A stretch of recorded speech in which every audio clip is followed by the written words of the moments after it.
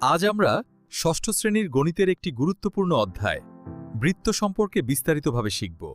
বৃত্ত হলো এমন একটি বন্ধরেখা যার প্রতিটি বিন্দু একটি নির্দিষ্ট বিন্দু থেকে সমান দূরত্বে থাকে।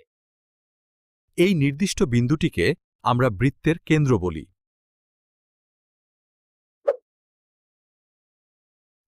কেন্দ্র থেকে বৃত্তের যে কোনো বিন্দু পর্যন্ত দূরত্বকে ব্যাসার্ধ বলা হয়। যে সরল রেখাটি কেন্দ্র দিয়ে গিয়ে বৃত্তের দুই পাশে স্পর্শ করে তাকে ব্যাস বলে। একটি বৃত্তের ব্যাস সবসময় ব্যাসার্ধের দ্বিগুণ হয়। এই বৃত্তটার চারপাশে যে পুরো একবার ঘুরে আসা দৈর্ঘ্যটা আছে সেটাকেই আমরা বৃত্তের পরিধি বলি। ঘড়ি, থালা, চাকা এই সবকিছুই বৃত্তের উদাহরণ। আজ আমরা বৃত্ত, তার মাঝখান, ভেতরের দূরত্ব, পুরো প্রস্থ আর চারপাশের দৈর্ঘ্য সম্পর্কে শিখেছি। পরের ক্লাসে আমরা এই বৃত্ত নিয়ে অঙ্ক করব।